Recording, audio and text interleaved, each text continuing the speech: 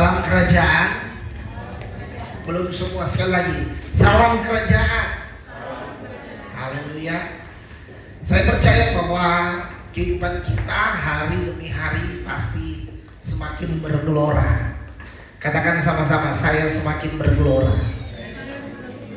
Saya semakin berkobar-kobar.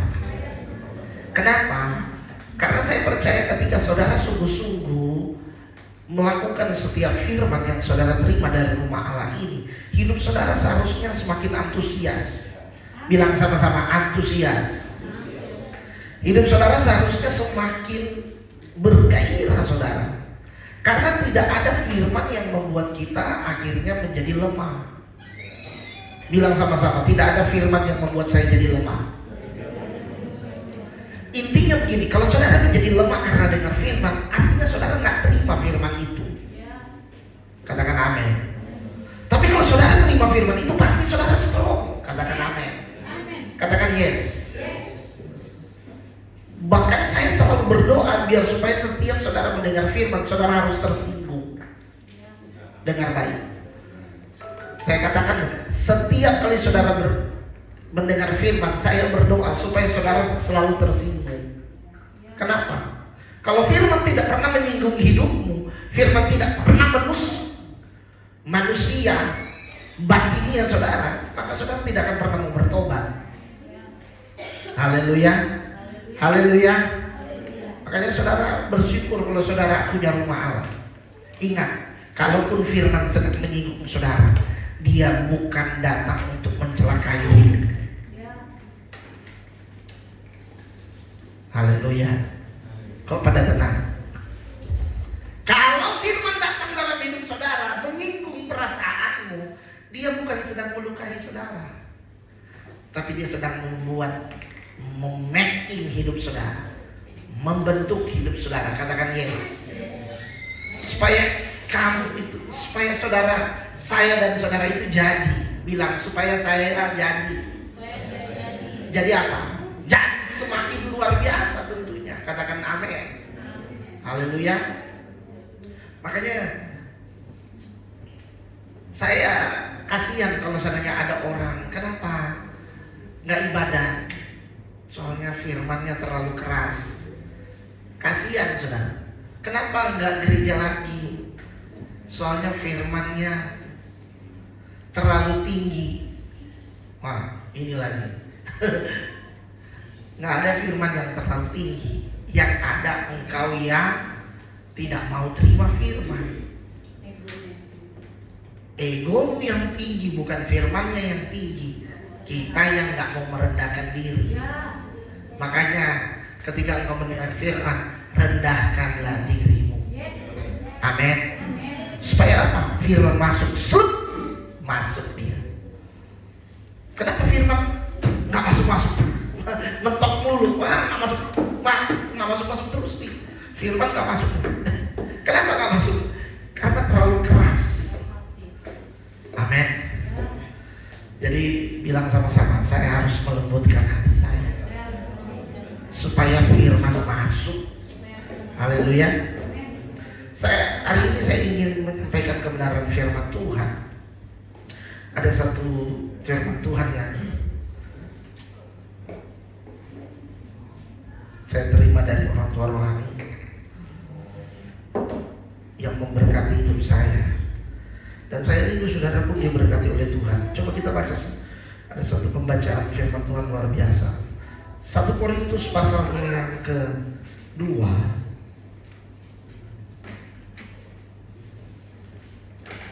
ayatnya yang ke-13 sampai ayatnya yang ke-16.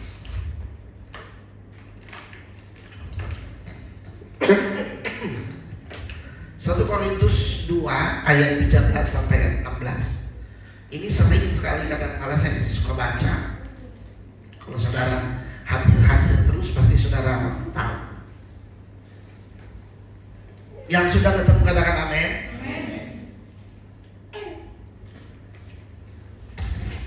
Cek. Ya.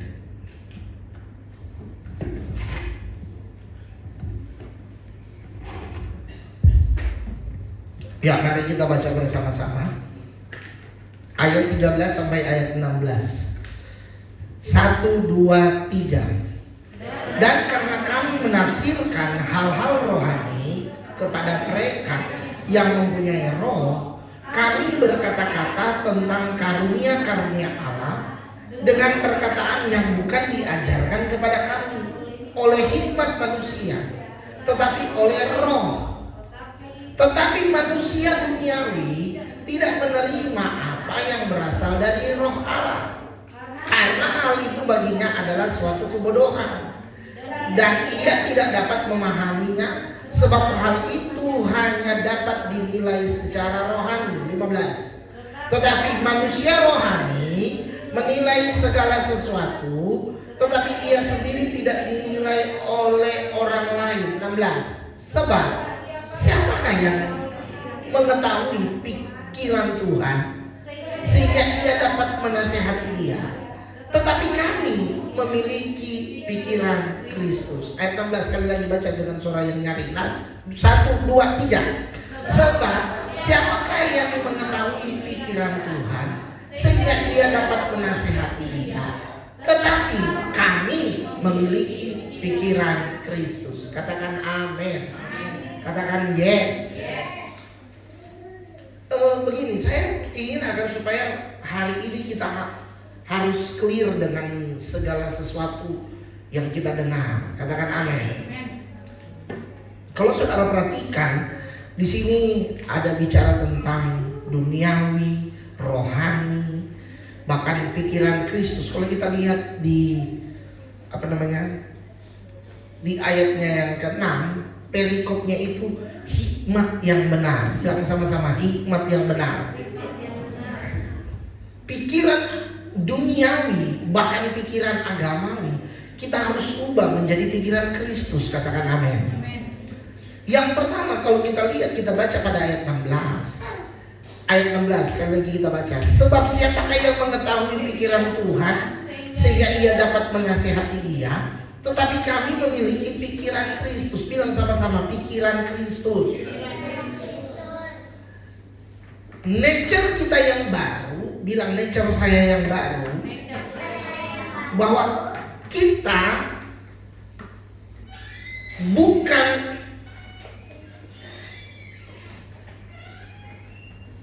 gini, nature kita yang baru, bukan kita adalah orang berdosa, melainkan kita adalah, saya sudah sering sampaikan ini, adalah nature Kristus atau DNA Kristus. Katakan amin. Haleluya. Nah, roh kita yang baru ada dalam kehidupan kita, yaitu roh Kristus. Bilang sama-sama, roh Kristus. Saya harap saudara mesti fix dengan hal ini, karena kalau saudara nggak fix, maka apa yang saudara kerjakan dan lakukan hanya akan menjadi agamawi, saudara. Nah, masalahnya kadangkala pikiran kita ini kadangkala yang menjadi masalah. Bilang sama-sama, yang menjadi masalah itu pikiran saya. Nah, waktu kita lahir baru, selalu saya katakan, waktu kita lahir baru bukan berarti kemudian kita berubah secara fisik. Yang setuju boleh bilang amin. Melainkan kita menerima sesuatu yang dari Tuhan, yaitu DNA Kristus, nature Kristus. Katakan amin. Makanya kita dikatakan lahir baru, karena kita produk yang lama itu jadi bukan direnovasi. Bilang bukan direnovasi, tapi benar-benar kita diganti dengan yang baru. Katakan amin. Jadi waktu kita percaya kepada Tuhan Yesus Kristus, ingat dengan baik, waktu kita percaya kepada Tuhan Yesus Kristus, roh kita menerima roh yang baru. Haleluya. Tetapi casingnya ini masih lama. Yang diterima yang baru itu rohnya, saudara. Katakan amin. Saudara nangkap nggak sampai di sini? Haleluya. Nah, pikiran kita masih berdosa. Itulah naturalnya manusia begitu. masih berdosa. Nah, waktu kita lahir baru, pikiran kita harusnya menjadi pikiran Kristus. Katakan amin. Karena kita sudah terima Roh Kristus. Haleluya. Makanya ayat ini jelas, saudara. Saya ingin agar supaya kita mengerti bahwa waktu kita terima Yesus, roh kita menjadi baru, Roh Kristus yang kita terima, pikirannya kita juga menjadi pikiran Kristus. Haleluya. Karena kita mempunyai pikiran yang sama, pikiran yang satu dengan Dia. Nah, ini jelas. Jika kita lahir baru namun pikiran kita masih ada kata-kata yang ini, berarti itu yang harus kita ubah. Haleluya. Berarti kita masih, saya pernah khotbah tentang carnal man. Pikiran carnal man itu pikiran manusia berdosa. Padahal kita sudah lahir baru. Nah, kenapa orang yang lahir baru masih bisa jatuh dalam dosa? Karena dari pikirannya. Makanya Roma pasal 12 berkata, berubahlah oleh pembaharuan budimu. Ini saya mau ulang ayat-ayat ini. Karena dimulai, kalau bahasa Indonesia kan pembaharuan budi, tapi kalau dalam bahasa Inggris, renewing of your mind. Jadi berubah pikiran kita yang diubahkan, katakan yes.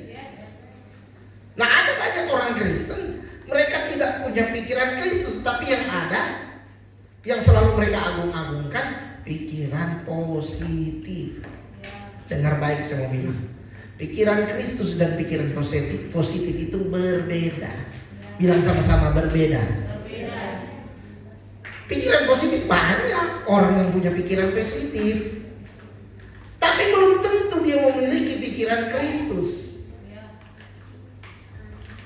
Makanya hari ini saya rindu agar supaya kehidupan kita harus mengerti bersama-sama.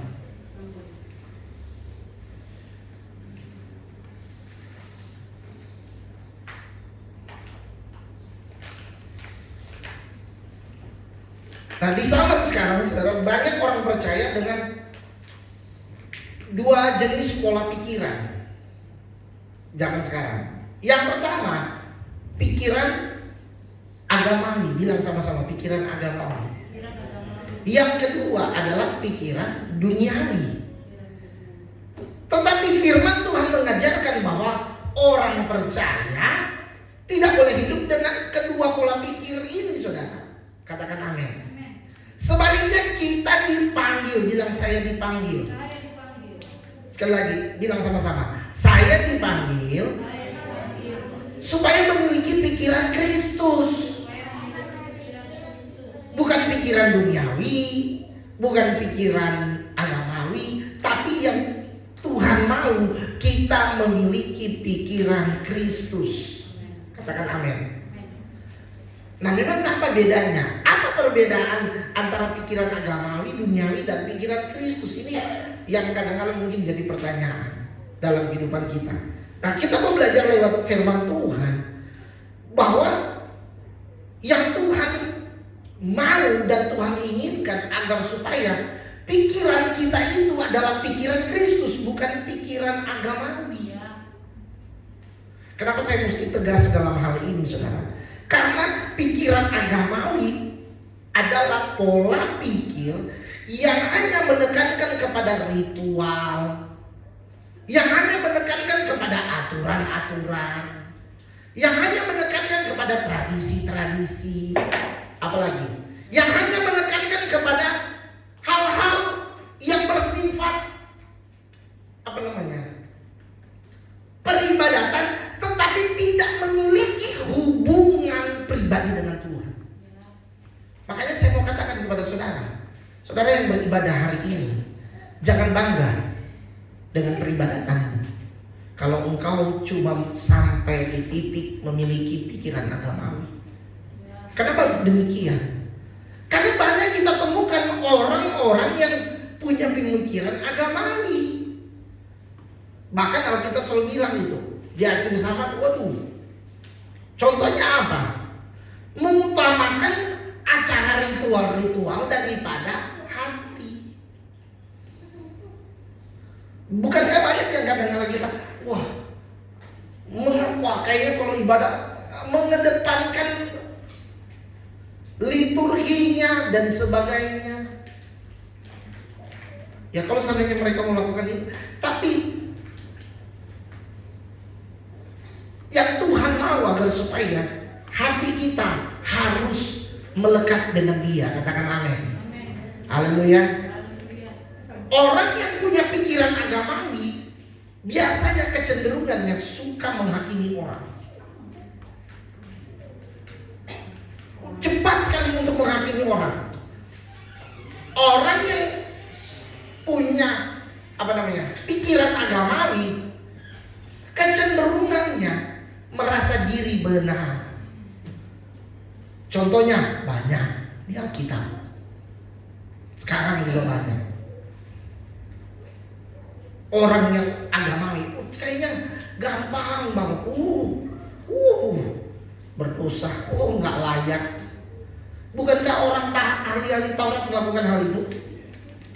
Saya tanya, bukankah ahli-ahli Taurat juga seperti itu? Kenapa? Karena mereka dibungkus dengan apa? Pikiran agamawi, aturan-aturan, ritual, tradisi. Tapi mereka tidak punya hubungan, bilang sama-sama, tidak memiliki hubungan pribadi dengan Tuhan. Jadi melapisi atau membungkus ritual atau keagamawiannya itu sebagai pembenaran atas hidupnya. Nah ini berbahaya, saudara. Dan banyak kita temukan, banyak akhirnya orang-orang Kristen juga seperti itu. Merasa diri paling benar kalau seandainya dia paling rajin ibadah. Kalau dia rajin ibadah, orang saya, ini hati-hati. Termasuk siapa yang melayani Tuhan. Saya mesti sampaikan ini karena firman ini jelas. Bukan hanya bagi saudara, tapi bagi kami sebagai orang-orang yang bagian dari pelayanan Tuhan. Karena yang Tuhan inginkan bukan hal-hal secara agamawi. Katakan sama-sama, yang Tuhan inginkan bukan hal-hal secara agamawi, tetapi hubungan. Bilang hubungan pribadi kita yang dekat dengan Tuhan, itu yang terpenting. Katakan yes. Katakan amin. Coba kita buka Yesaya. Yesaya 29, coba lihat. Yesaya 29 ayatnya yang ke-13. Yesaya 29 ayat 13. Sama-sama baca 1, 2, 3. Dan belum ketemu. Ayo baca Yesaya 29 ayat 13. 1, 2, 3. Dan Tuhan telah berfirman, oleh karena bangsa ini datang mendekat dengan mulutnya dan memuliakan aku dengan bibirnya, padahal hatinya menjauh daripadaku dan ibadahnya kepadaku hanyalah perintah manusia yang. Saya bukan anti dengan hafalan, tapi saya mau katakan kepada kita semua, dengar baik. Jangan ibadah kita hanya karena perintah manusia dan hafalan. Menghafal itu hanya mengisi memori pengetahuan kita. Tapi yang Tuhan rindukan dalam hidup saya dan saudara apa? Hubungan pribadi dengan Dia. Itu yang Tuhan rindukan. Colek kiri kanan bilang, yang Tuhan mau hubungan pribadi.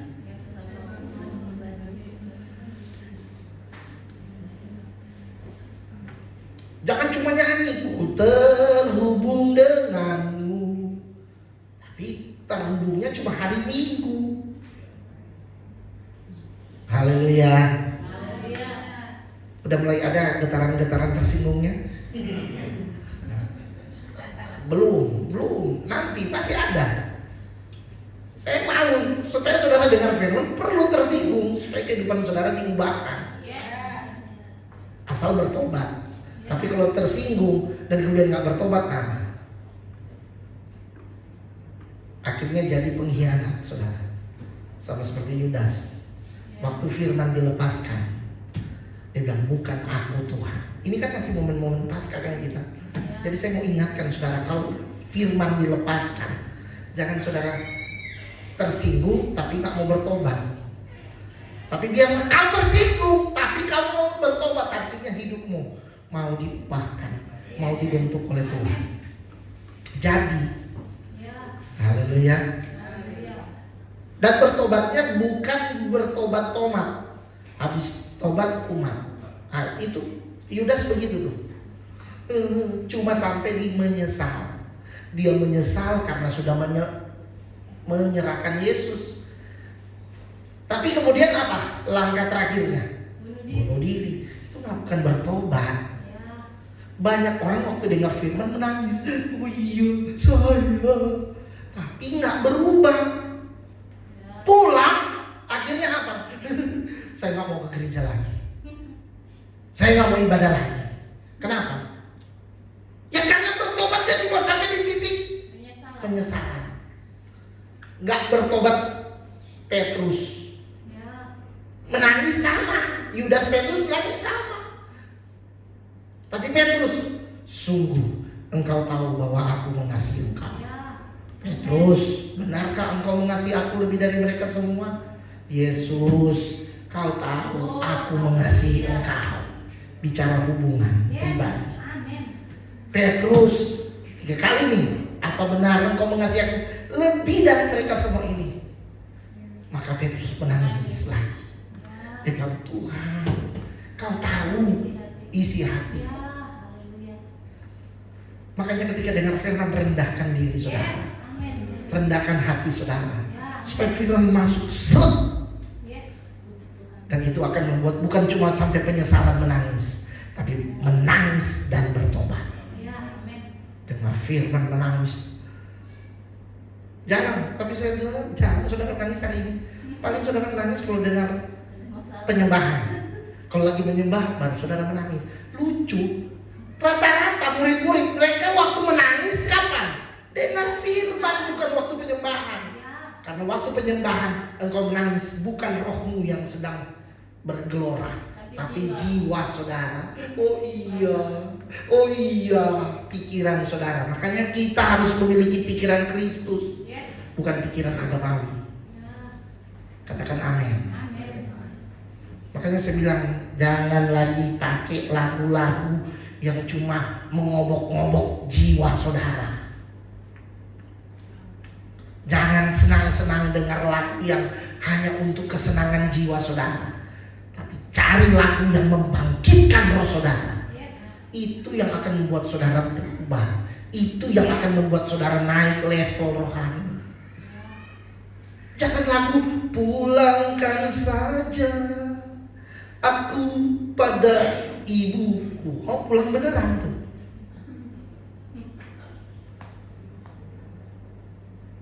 Tapi biarlah kita rohku melambung tinggi. Amin. Kalau yang berkobar-kobar karena kita mau menghadap hadirat Tuhan. Karena kita mau hubungan pribadi dengan Dia. Bangsa ini dikatakan apa? Mendekat. Bagus gak kalau kita mendekat kepada Tuhan? Bagus. Tapi ini bangsa ini datang mendekat hanya dengan mulutnya dan memuliakan aku hanya dengan bibirnya, padahal hatinya menjauh daripadaku. Banyak orang Kristen ibadah dia datang ibadah, memuji Tuhan. Paling jago dia memuji Tuhan. Suara 1, suara 2, suara 3, suara setan, enggak, pokoknya suara banyak dia bersuara, suara macam-macam suara bisa, sampai suara fals ada di sana. Tapi Kalau kita hanya datang memuliakan Tuhan hanya dari. Makanya ada pujian lama, tak cukup hanya ku memuji, mengangkat suara untuk bernyanyi. Menyanyi penting, memuji itu penting, tapi nggak cukup. Bilang sama-sama nggak cukup. Kalau kita nggak punya pengalaman pribadi, nggak mau mengenal Dia secara pribadi. Pribadimu yang ku rindu, ajarku mengenalmu. Cari puji-pujian yang membangun roh saudara. Katakan yes. Amin. Bangsa ini datang, ini kan saya mau tanya, yang datang mendekat dengan mulut memuliakan aku dengan bibirnya, ini orang siapa ini? Orang yang melakukan ritual agamawi, katakan amin. Tentunya mereka datang, dikatakan mereka datang beribadah. Apakah mereka nggak tahu firman? Tahu dong. Makanya Yesus bilang, ini saya ingat, coba Matius 20. Matius 23. Coba Alfian cari. Matius 23 ayat 37. Coba. 27. 17 atau 27 kalau enggak 17. Ini. 27. Baca sama-sama. Baca sama-sama. 1 2 3. Celakalah kamu hai ahli Taurat dan ahli Farisi. Saya mau tanya, ini ahli Taurat mereka tahu firman enggak? Ahli. Farisi, mereka aturan-aturan tradisi tahu. Hai kamu orang-orang, lah kok tahu firman tapi disebut orang munafik? Lihat, sebab kamu sama seperti kuburan yang dilabur putih. Dari sebelah luarnya memang bersih tampaknya, tetapi sebelah dalamnya penuh tulang belulang dan berbagai jenis kotoran. Dolapan, coba. Kelewatan. Demikian jugalah kamu. Di sebelah luar kamu tampak benar di mata orang, tapi di sebelah dalam kamu penuh kemunafikan dan kedurjanaan. 9. Boleh. Celakalah kamu ahli Taurat dan orang-orang Farisi, hai kamu orang-orang munafik, sebab kamu membangun makam nabi-nabi dan memperindah tubuh orang-orang saleh, dan berkata, jika kami hidup di zaman nenek moyang kita, tentulah kami tidak ikut dengan mereka dalam pembunuhan. Kadang-kala ya itulah, manis di bibir, memutar kata. Ini makanya Yesus bilang, celaka kamu. Ini orang ahli Taurat, Farisi, tapi Yesus bilang mereka munafik. Kita baru dengar khotbah hari Rabu dan hari Jumat. Apa? Bicara tentang iman, bicara tentang supaya kita dipercayai. Yesus mempercayai kita menjadi orang yang dapat dipercayai. Apa? Bagian yang kelima, hidup konsisten dan jangan munafik. Haleluya. Haleluya. Konsisten, jangan konsisten dalam ketidaktaatan. Apa tuh Ibu Gembala punya ayat itu? Mazmur berapa? Di mana itu? Yesaya berapa ayat 22 itu? Yesaya apa Yeremia? Yang celakalah kamu orang bodoh. Coba baca. Saya teringat ayat itu, saudara.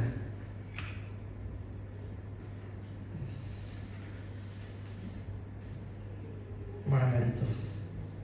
Yeremia 4 ayat 22. Coba. Benar nggak Bapak Gembala? Yeremia 4 ayat 22. Ini ayat yang hari Jumat kemarin.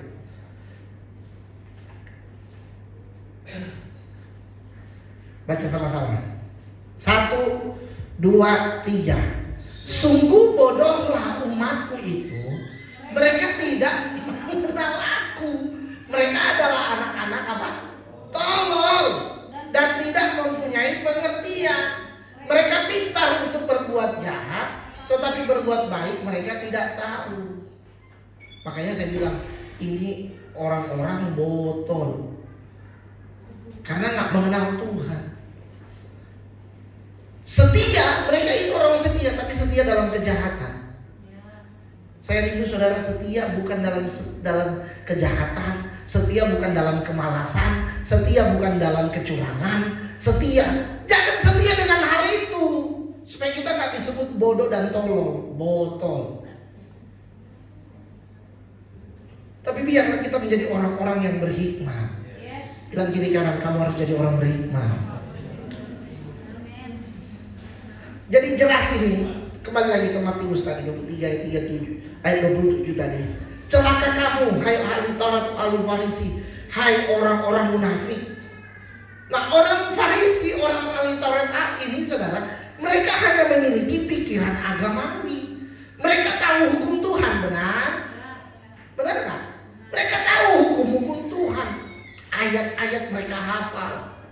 Tadi kita udah baca. Jangan hanya jadi penghafal ayat. Kekristenan tidak mengajar kita untuk menjadi penghafal.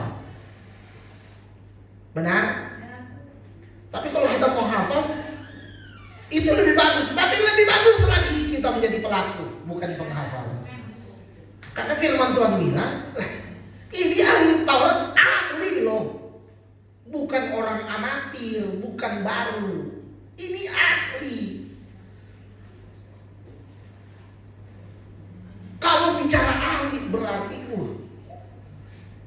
makanya jangan bilang, oh firman itu sudah di luar kepala. Kalau di luar kepala berarti nggak ada di dalam. Jangan bilang hafal di luar kepala, ya berarti nggak masuk itu. Nah firman Tuhan bilang ini mereka memiliki, ini siapa? Orang Farisi memiliki pikiran agamawi. Mereka tahu hukum Tuhan, tetapi tidak memiliki hati Tuhan. Bilang sama-sama, saya harus memiliki hati Tuhan.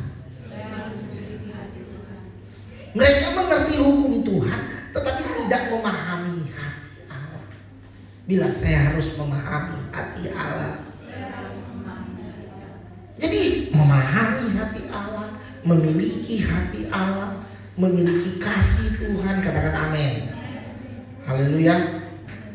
Jadi kita dikatakan orang-orang yang rajin beribadah, bukan hanya sekedar rajin, tetapi kita adalah orang-orang yang memiliki kasih Tuhan. Katakan amin.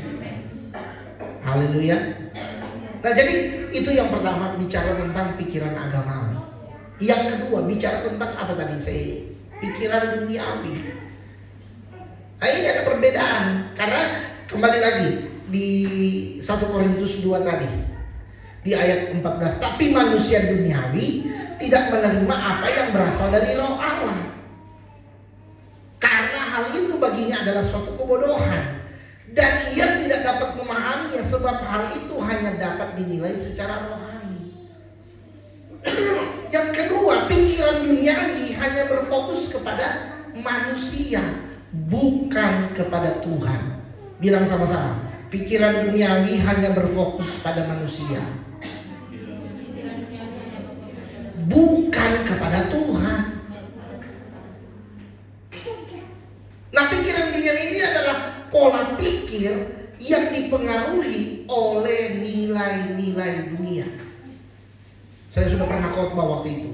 Sistem Babel. Babel bicara pola dunia. Sistem Mesir.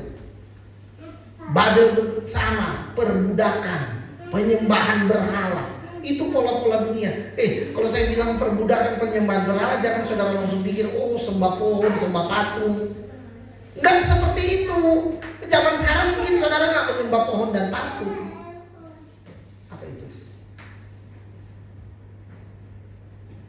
Jadi ciri-ciri pikiran duniawi sekarang mungkin kita nggak lagi yang tadi saya bilang menjadi penyembah berhala seperti itu. Tetapi pola-pola duniawi sudah masuk dalam kehidupan orang-orang percaya. Sehingga apa? Yang pertama, mengejar kesuksesan tanpa melibatkan Tuhan. Benar? Banyak orang mengejar kesuksesan, nggak perlulah Tuhan. Saya bisa menyelesaikan, saya bisa sukses. Dan ingat, bilang sama-sama, ingat. Ting. Setan bisa loh memberi saudara kesuksesan. Makanya kalau saudara nggak tertanam di rumah Tuhan, orang bisa sukses tertanam di Gunung Kawi, bisa. Mengejar kesuksesan dengan hal-hal itu bisa. Mengejar kesuksesan dengan cara apa? Kerja keras bisa.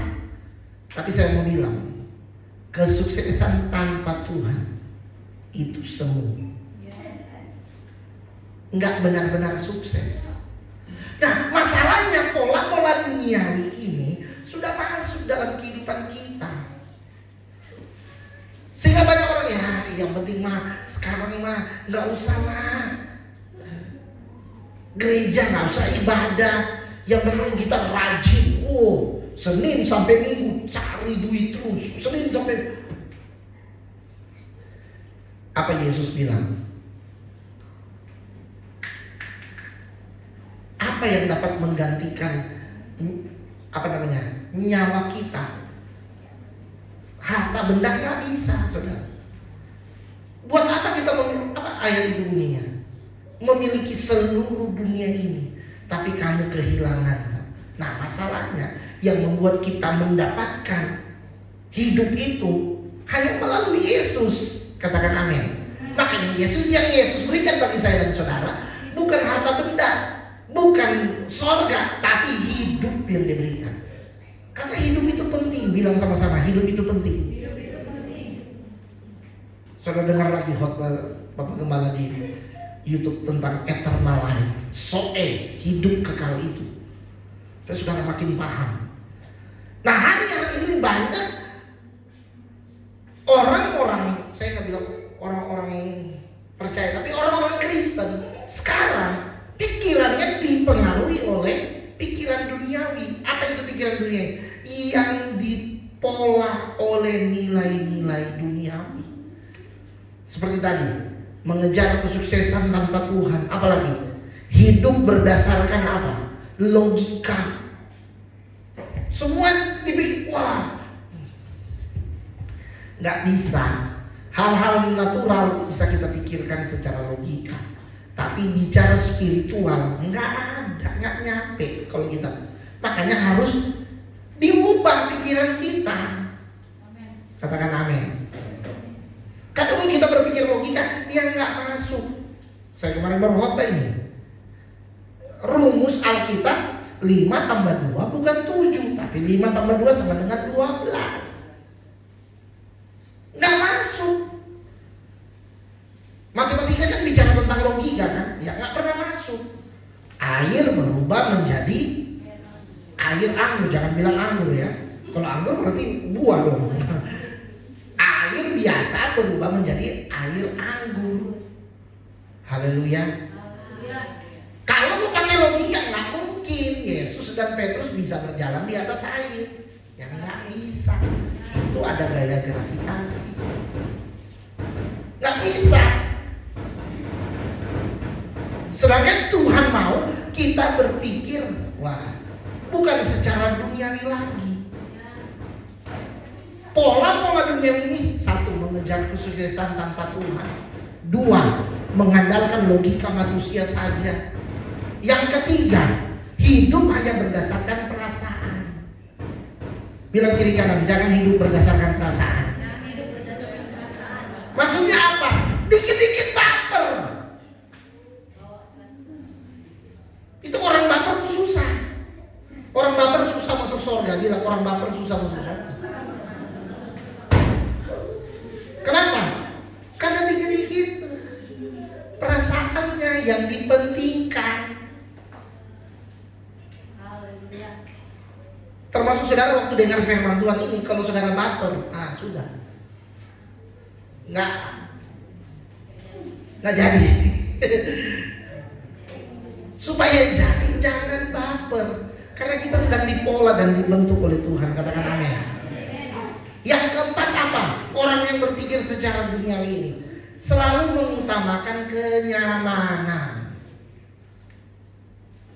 Makanya jangan saudara senang nyanyi lagu yang lagunya itu Sapo Febian itu, kenyamanan.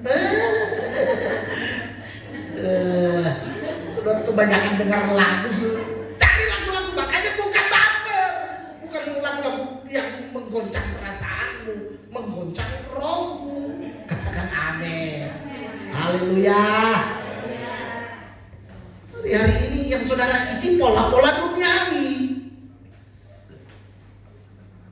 Para wanita, dia udah cari lagunya yang pas. Karena wanita ingin dimengerti. Memang. Makanya di rumah wanita juga pengen. Makanya berantem terus di rumah. Nanti pria-pria cari lagi lagu yang mau balas nih.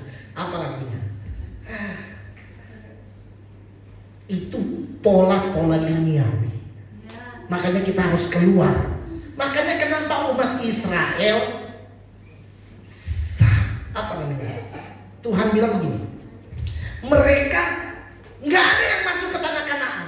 Mereka diproses di padang gurun. Apa yang terjadi kepada mereka di padang gurun? Mati. Bilang sama-sama mati. Bilang sama-sama mati. Karena firman Tuhan mencatat hanya Yosua bin Nun dan Kaleb bin Yefune yang masuk. Bayangkan dari 1 juta lebih orang, cuma 2 orang yang masuk. Lah, yang sisa kemana? Yang sisa, yang mati. Kenapa mati? Karena mereka hanya secara fisik mereka keluar dari tanah Mesir.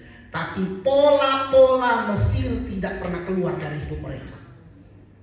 Makanya selalu berdebat dengan Musa. Kalau engkau selalu pakai pola-pola duniawi, selalu ada perdebatan. Musa selalu apa? Bersungut-sungut. Musa, kenapa kamu bawa kami keluar dari tanah Mesir? Ini sudah khotbah nih. Saya hanya mengulangi lagi. Padahal kami di Mesir makan daging, makan bawang prei, nggak ada. Yang ada mereka di Mesir, saya tanya, di Mesir mereka ngapain? Jadi mudah, makan susah. Benar?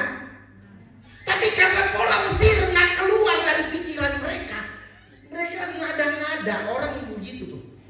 Kalau pola-pola dunia nggak keluar, selalu mengada-ngada pikirannya. Bilang kiri kanan, makanya kamu jangan ngada-ngada kamu ya. Itu pola Mesir tuh kebanyakan gitu. Mengada-ngada, berangan-angan, perkataannya hanya hayalan. Soalnya kami di sana makan ini, makan itu. Lah, setelah kita telisik Alkitab, data dan fakta membuktikan mereka susah makan. Makanya Tuhan bawa mereka keluar dari tanah Mesir. Kenapa? Karena mereka ditindas di Mesir. Bawa di Mesir untuk apa? Dibawa ke tanah Kanaan. Kanaan bicara apa? Tempat kebahagiaan. Kanaan bicara apa? Limpah dengan susu, limpah dengan madu. Anggurnya, anggur di sini kalau saudara beli yang 60.000, 50.000, ya paling sesuai. Tapi anggur yang di Israel mesti digotong sama 2 orang, 3 orang, saking besar-besarnya. Mungkin buahnya besar, kemudian ininya lebih rimbun, tandangnya. Yang Tuhan mau berikan kepada mereka itu luar biasa. Tapi karena pikiran Mesir, tubuh boleh keluar dari Mesir, tapi pikiran Mesir gak pernah keluar. Makanya error, bilang error. Kalau kau masih pikiran duniawi dalam hidup saudara, error saudara hidupnya. Selalu ngomong hayalan, hayalan tingkat tinggi. Kenapa kamu bawa kami keluar dari tanah Mesir?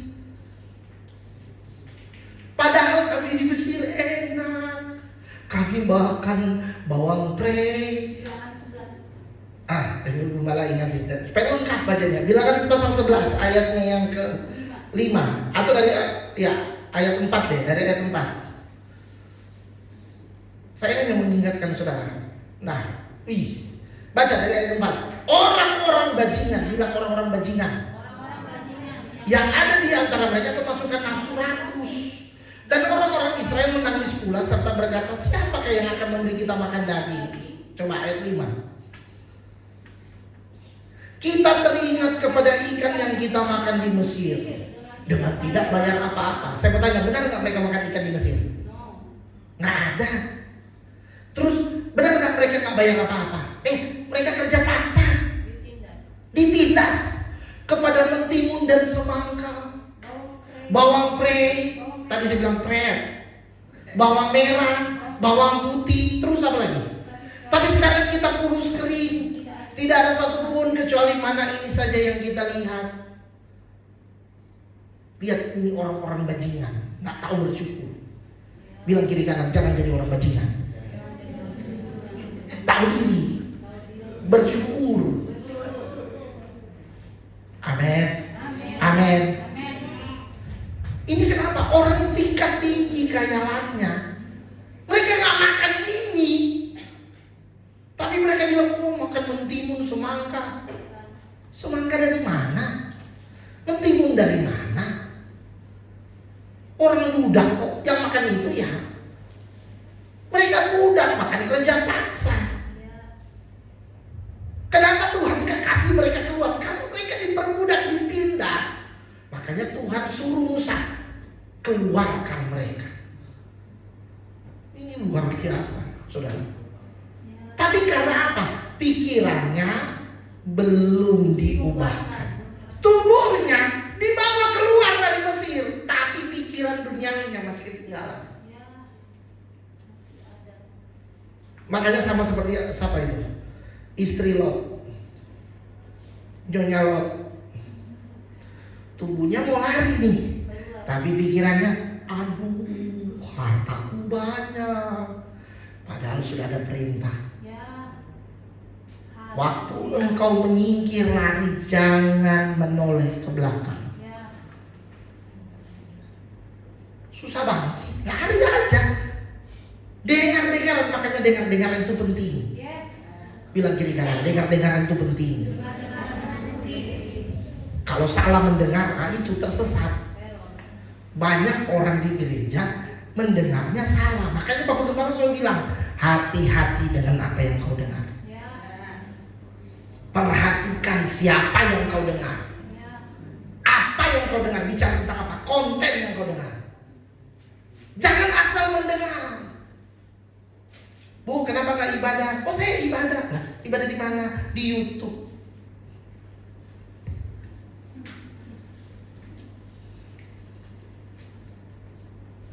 Bukan artinya saya anti dengan saya berkata firman Tuhan yang di YouTube itu salah. Tapi begini, saudara. Kalau saudara hanya mendengar, tapi saudara tidak mengikuti pola, maka saudara tersesat. Makanya di rumah Allah ini ada pola. Katakan amin. Saya selalu bilang, di gereja kita nggak ada pengkhotbah lain selain saya. Kenapa? Paling ibu gembala gantiin saya. Cuma kami berdua. Kenapa? Karena kami sedang mempola hidup saudara. Masalahnya banyak gereja, minggu ini pendeta ini, minggu depan pendeta itu, pendeta anak, ini, ono. Akhirnya jemaat nggak dipola. Makanya tersesat, makanya error. Pendeta ini bilang, wah, perbuluhan sudah nggak penting. Pendeta bilang, perbuluhan error kan?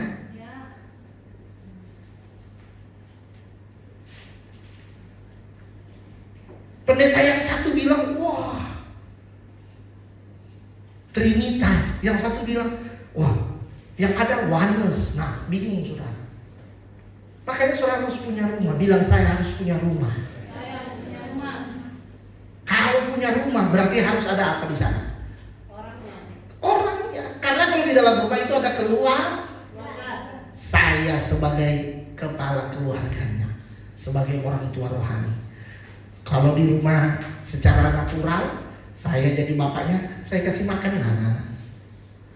Mereka nggak perlu mengemis, Pak, minta makan, nggak perlu. Tidak tugas saya memberi mereka makan. Supaya apa? Supaya mereka menjadi dewasa, saya beri makan. Bukan supaya mereka dewasa, saya suruh ngangkat barbel. Makanya engkau jangan error. Masalah membuat saya semakin dewasa. Bodoh. Masalah bukan membuat engkau dewasa, supaya engkau besar dan dewasa makan. Makanya kau di rumah Allah ini dikasih makan. Supaya apa? Dewasa. Bukan dikasih masalah. Coba Alika, supaya dia besar. Alika, angkat 5 karung, bawa ke atas. Yang ada pertumbuhan tulangnya gak bertumbuh. Supaya dia bertumbuh tulangnya, saya kasih makan, kasih kalsium, kasih protein, kasih vitamin. Katakan amin. Makanya jangan error. Dari mana engkau tahu itu? Dari rumah Allah. Supaya engkau dapat makanan yang fresh, makanan yang bergizi bagi tubuh. Kalau secara jasmani ya tubuh jasmani, secara rohani ya tubuh rohani kita, roh kita. Saudara, waktu saudara datang di gereja ini, saudara, yang diberi makan bukan tubuhmu. Tubuhmu nanti makannya, tapi rohmu sedang diberi makan di tempat ini. Amin. Saya menjadi orang tua secara rohani. Makanya saudara jangan minta SPP sama saya, jangan minta cicilan sama saya, karena saya orang tua rohani yang memberi saudara kebutuhan rohani, bukan kebutuhan jasmani. Katakan amin. Hal-hal rohani yang saya penuhi. Jangan saudara, oh itu kan orang tua, Pak Gembala ini, aduh, anak belum baik. Bukan minta apa saya sebagai orang tua. Makanya engkau saya kasih makan firman supaya apa? Engkau menjadi kuat rohmu. Kalau rohmu kuat, karena hidup selaras dengan firman, Tuhan kasih hikmat kita untuk bisa men-take over masalah kita. Katakan amin. Haleluya. Saudara bergelora hari ini. Amin.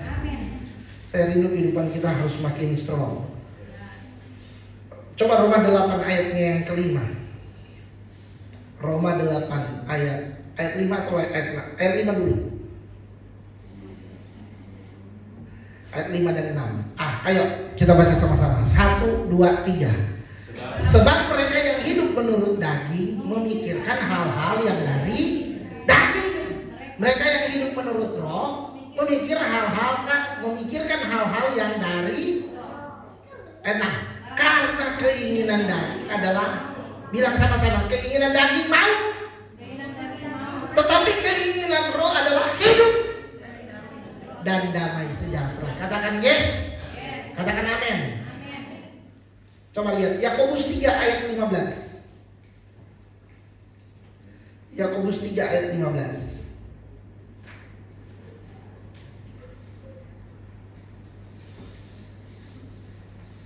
Baca sama-sama. 1, 2, 3. Itu ayat sekali lagi 2, 3. Itu bukanlah hikmat yang datang dari atas, tetapi dari dunia dan nafsu manusia dan setan-setan. Jelas. Makanya kita nggak boleh pola-pola dunia, pikiran dunia itu nggak boleh. Karena itu hanya lahir dari nafsu manusia, datang dari dunia, nafsu setan, dari setan-setan. Tapi kita harus memiliki hikmat yang datang dari atas. Amen. Bicara tentang pikiran kita yang ditransformasi. Katakan amin. Karena pikiran duniawi fokusnya selalu melihat segala sesuatu dari mana? Kalau pikiran duniawi, untung dan rugi. Tuh, kalau pikiran duniawi itu begitu. Yang diuntung, ini menguntungkan saya nggak? Makanya saya bilang bertobat saudara kalau datang di sini cari untung, saudara. Nggak ada. Bukan pikiran untung dan rugi. Katakan amin. Bukan nyaman dan tidak nyaman lagi. Katakan yes. Haleluya. Jadi saya rindu kehidupan kita, wah benar-benar saudara harus diubahkan. Haleluya. Pikiran dunia ini tidak dapat memahami hal-hal rohani. Coba lihat 1 Korintus 2 ayat 14. Ayat yang tadi, balik lagi ke ayat awal kita. 1 Korintus ayat 14. Baca sama-sama 2, 3. Tetapi manusia duniawi tidak menerima apa yang berasal dari roh Allah, karena hal itu baginya adalah kebodohan. Ciri-ciri pikiran duniawi itu begitu, saudara. Dan ia tidak dapat memahaminya, sebab hal itu hanya dapat dinilai secara rohani. Kalau duniawi nggak bisa, harus dinilai secara rohani. Nah, ciri pikiran duniawi mengandalkan tadi logika manusia, mengutamakan keuntungan pribadi, apalagi tidak memahami nilai rohani, tidak mengukur segala sesuatu dari untung dan rugi, dari keberhasilan secara duniawi. Kalau seandainya mengampuni dianggap lemah, pengampunan itu dahsyat loh, itu kekuatan kita loh. Orang di luar sana, wah, mengampuni mereka bilang. Makanya Petrus dengan pikiran duniawi dia tanya, Tuhan, berapa kali saya harus mengampuni? Berapa kali saya harus mengampuni? Apakah 7 kali? 7 kali bagi orang Ibrani, bagi orang Yahudi angka sempurna, bukan 10 tapi 7. Tapi Yesus bilang bukan 7 kali, tapi 7 kali 70 kali. Berapa 7 kali 70 kali? 490. Tapi bukan masalah jumlah, tapi Yesus bicara tentang kesempurnaan. Amin. Yang lebih sempurna. Agamawi, duniawi mengajarkan, mengampuni itu hanya 7 kali. Yesus bilang nggak terbatas sebenarnya. Bukan masalah nilainya 490 kali, tapi bagaimana kita mengampuni orang. Katakan amin. Haleluya. Yesus mengajarkan hal-hal yang berbeda. Apa yang berbeda? Yesaya pasal berapa itu? Rancanganmu bukanlah rancanganku. Katakan amin. Jalanmu bukan jalanku. Makanya Yesus selalu itu berbeda dengan orang-orang agamawi dan duniawi. Nah, dalam kehidupan kita sehari-hari, kalau kita memiliki pikiran bukan pikiran duniawi dan agamawi, waktu saya dan saudara mungkin kita disakiti. Pikiran duniawi apa? Ingin segera balas itu. Tapi kalau pikiran Kristus apa? Ampuni. Karena Yesus pun mengajarkan apa? Pasrah. Bapa, ampunilah mereka, sebab mereka tidak tahu apa yang mereka. Jadi pertanyaan, apa mereka benar nggak tahu? Tahu kok. Waktu mereka pukul mereka tahu. Tapi bagi Yesus mereka nggak ngerti kebenaran, karena hikmat Allah itu tersembunyi bagi orang-orang hanya berpikir secara agamawi dan duniawi. Orang Farisi berpikir secara agamawi, tentara-tentara berpikir secara duniawi. Tapi hikmat yang dari atas itu nggak bisa, itu hikmat dari atas itu. Katakan amin. Saat orang susah, pikiran duniawi apa? Udah abaikan aja. Pikiran Kristus apa? Kita harus menolong. Katakan amin. Saat diberikan kesempatan untuk melakukan kecurangan, pikiran duniawi apa? Ambil keuntungan. Pikiran rohani apa? Kita harus berdiri dalam kebenaran, hidup dalam kejujuran. Makanya beda, saudara. Pikiran agamawi belum tentu itu pikiran Kristus. Amin. Nah, makanya kita harus memiliki pikiran Kristus. Tadi ayatnya yang ke-13. 1 Korintus 2 ayat 13. Kami mundur satu. Dan karena kami menafsirkan hal-hal rohani kepada mereka yang mempunyai roh. Ini, kami berkata-kata tentang karunia Allah dengan perkataan yang bukan diajarkan kepada kami oleh hikmat manusia, tetapi oleh roh. Ayat 16, langsung ayat 16. Sebab siapakah yang mengetahui pikiran Tuhan sehingga ia dapat menasehati dia, tetapi kami memiliki pikiran Kristus. Bilang sama-sama, pikiran Kristus. Pikiran Kristus pastinya dipimpin oleh Roh Kudus. Katakan amin. Pikiran Kristus itu berasal dari Roh Kudus. Tanpa Roh Kudus, maka kita akan kembali lagi kepada tadi, pikiran duniawi dan pikiran agamawi. Makanya kita harus rubah, bukan lagi pikiran duniawi dan agamawi, tapi pikiran Kristus. Dengan pertolongan Roh Kudus, dengan Roh Kudus, maka kita akan memiliki pikiran Kristus. Untuk apa pikiran Kristus? Supaya kita memiliki hikmat Tuhan. Tadi kan kalau kita baca ayat-ayat sebelumnya dari ayat 6, itu kan bicara hikmat Allah. Katakan amin. Jadi kita diberikan hikmat Allah. Orang yang memiliki hikmat Allah, hidupnya itu, kasih Tuhan pasti ada dalam hidup orang itu. Katakan amin. Pasti kehidupannya penuh dengan kerendahan hati. Kerendahan hati, itu udah otomatis. Bilang sama-sama, itu otomatis. Pengertian secara rohani pasti diberikan. Penyingkapan itu pasti kita akan terima. Amin. Karena Roma, Alfian coba buka Roma 8 ayat yang kelima tadi. Sebab mereka yang hidup menurut daging memikirkan hal-hal yang dari daging, tetapi mereka yang hidup menurut Roh memikirkan hal-hal dari Roh. Itu tadi saya katakan. Jadi ciri orang yang memiliki pikiran Kristus, walaupun disakiti dia tetap mengasihi. Katakan yes. Ketika dia sudah berhasil, dia tetap rendah hati. Ada banyak kan dulu orang kalau miskin rendah hatinya minta ampun. Kayak ini. Tapi kira udah jadi kayak dapat tantang ketenteng, sombongnya nggak ketulungan, saudara. Tapi kita walaupun berhasil, walaupun hidup kita diangkat oleh Tuhan, kita tetap sama, tidak berubah. Artinya apa? Hidup kita tetap rendah hati. Haleluya. Waktu kita mengalami kesulitan, kalau seandainya orang pikiran duniawi dan agamawi, seakan-akan, bahkan ini agamawi nih, berdoa dan berpuasa supaya bisa menyentuh hati Tuhan.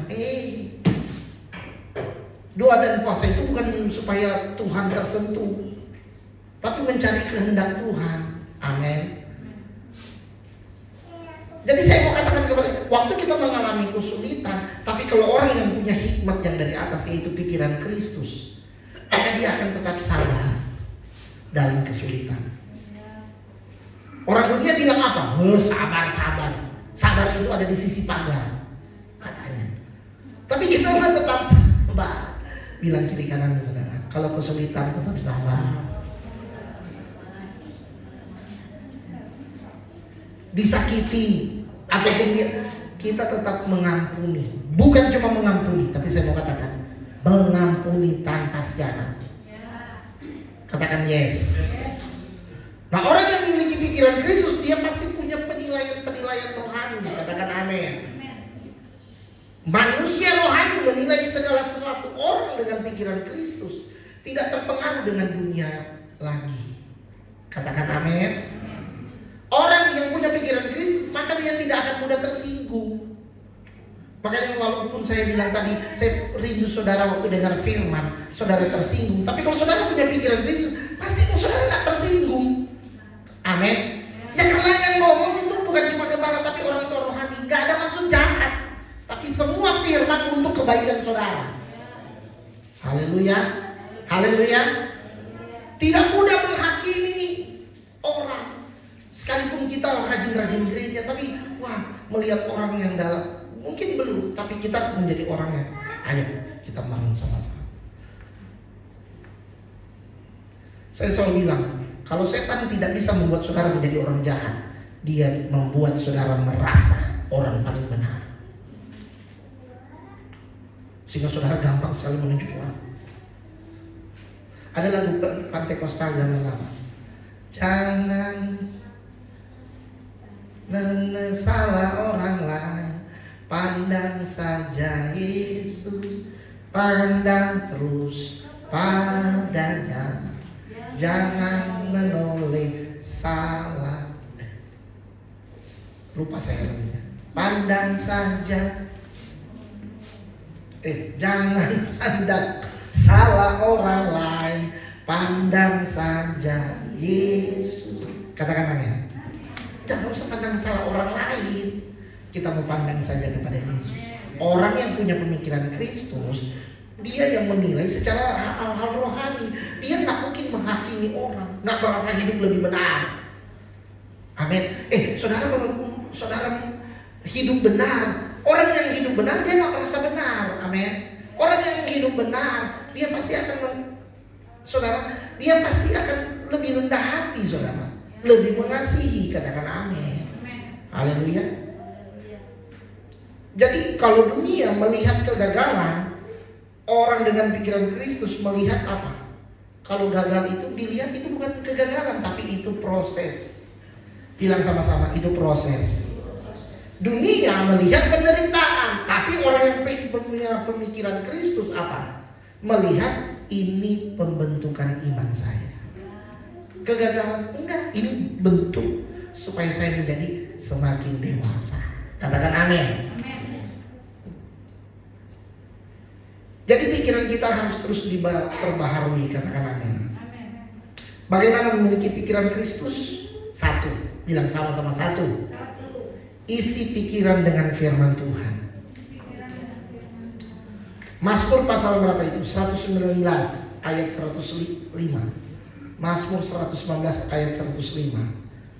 Firman-Mu pelita bagi kakiku, terang bagi jalanku. Isi pikiranmu dengan firman. Karena apa? Dia akan menjadi pelita bagi kaki kita, terang bagi jalan kita. Amin. Selalu saya ingatkan, jangan bosan makan firman.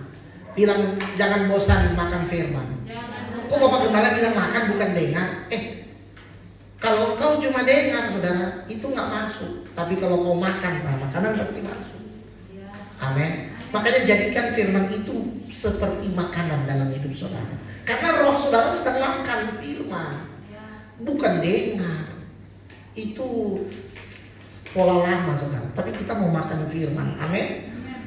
Sehingga ketika kita marah, saat kita ingat firman, firman mau mengajarkan kita untuk mengampuni. Haleluya. Saat kita takut, firman mengajarkan kita tentang apa? Iman, menang atas segala kemustahilan. Katakan yes. Yang kedua, bilang yang kedua. Hidup saya harus dipimpin oleh Roh Kudus. Orang yang punya pemikiran Kristus, maka hidupnya akan dipimpin oleh Roh Kudus. Galatia 5 ayat 16 dikatakan hiduplah oleh Roh. Bilang saya harus hidup oleh Roh. Minta Roh Kudus memimpin pikiran kita setiap hari. Makanya waktu engkau berdoa, Roh Kudus, Bu Gembala pernah khotbah tentang Roh Kudus ini. Minta Roh Kudus bimbing, pimpin kita setiap hari. Amin. Yang ketiga, bilang yang ketiga. Orang yang punya pikiran Kristus, dia harus belajar rendah hati sama seperti Yesus Kristus. Haleluya. Haleluya. Ayat terakhir, Filipi 2 ayat 5.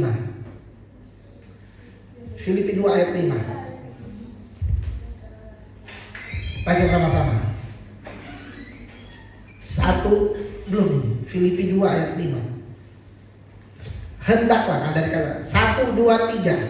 Hendaklah kamu dalam hidupmu bersama menaruh pikiran dan perasaan yang terdapat juga dalam, katakan yes. Amin. Ingat, saya mau katakan ini menutup. Yesus walaupun dia Tuhan, dia tetap rendah hati. Nah, kita siapa? Kenapa kita mesti jadi sombong? Amin. Biarlah kita terus rendah hati. Ingat, dunia saat ini membutuhkan orang-orang bukan hanya punya pemikiran, pikiran ke depan, pikiran positif, tapi dunia saat ini membutuhkan bukan hanya pikiran duniawi, pikiran agamawi, tapi dunia saat ini membutuhkan orang-orang yang punya pikiran Kristus. Bukan pikiran positif, bilang bukan pikiran positif, tapi pikiran Kristus. Katakan amin. Puji nama Tuhan. Tuhan Yesus memberkati kita. kita semua. Mari kita tundukkan kepala biar lewat firman Tuhan ini